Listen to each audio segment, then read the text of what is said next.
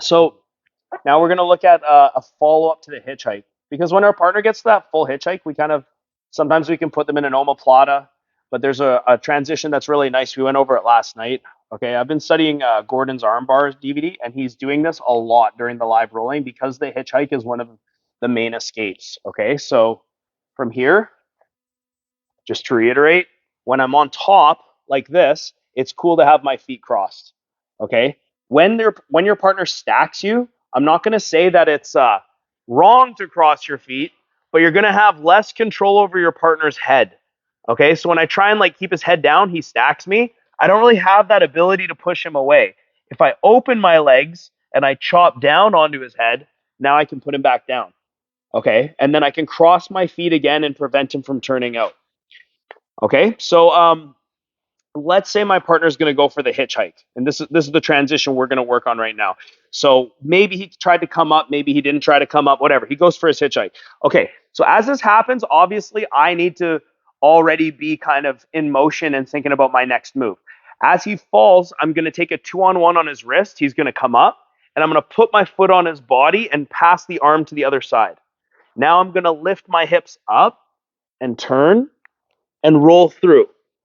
As I roll through, I don't even need to grab his leg. He has to roll or else he'll get armbarred right here. So as he goes to roll, we're going to end up in this pillow armbar position. So my 2 feet are underneath my partner's head. Let's just scoot this way. This is a really interesting position here. Okay, when my 2 feet are underneath my partner's head, you can play this different ways. We can lock a full triangle here, okay? Or I can keep my 2 feet underneath my partner's head. If I do these finishes, I'm going to be attacking his right arm, and I'm going to be looking to break it over the left hip this time, okay? So normally when we're in a standard arm bar, attacking the right arm, I'm going to bring his right hand to my right shoulder. One of the questions I had was, it's hurting my junk because when I armbar someone, my balls are kind of the fulcrum. Okay, so make sure you're not breaking the arm right up the middle. Move it over to the side so that your pelvis is the fulcrum, not your balls and dick. Okay, so from here, if I have my foot over into a 3/4 arm bar or a triangle, I'd be attacking the right arm over the left hip. Okay, if we're getting into this pillow armbar, same situation if we're here. Okay, so if we end up here, there's a really common thing that's going to happen. He's going to try and come up. Let's just turn this way so the camera can see. This is super common. He's going to try to come up on top. Okay, so just sit up. Okay, if I keep my triangle locked here, it's hard to keep him down. Even if I extend my knee down, he can sort of push into me and drive into me, and now he's out, and good chance I'm going to get past. So try to use this post armbar position. So as he comes up, just stomp your own foot. I just put my foot on top of the other foot, come up. So I can sort of keep him away. Now, again, breaking the right arm over the left hip, we get our finish. If he does, we're going to roll off camera, it's fine. If he does come up to this position, we're just going to execute another roll. So bring your head down like you're coming up. We just execute another roll back into another pillow position, okay? So let's look at that transition again. That's right here. Fine.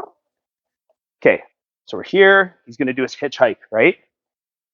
So from here, however he gets there, he starts hitchhiking. Okay, I'm going to turn into the opposite direction that he's turning. So if he's going this way, I'm going this way. My foot goes on his hip. He starts to come up. I'm going to pass this arm to this side. Now, hips come up. I turn. We end up here. Then I stomp. Okay, if he starts to build height, we just stomp our partner and we can finish right here. Try and come up. So here's another thing I like. Because he beat my knee, he's really starting to turn the corner. I plant my elbow on the floor. And now from here, when he drives into me, my elbow is base. And then I can just get this finish right here. Okay? Of course, there might be a situation where you get into a 3/4 arm bar. That can happen. Okay? Again, if we get into our triangle arm bar, we break right arm over the left hip. Let's just look at this transition a couple times. We'll do it a few times. It's full speed. Go ahead.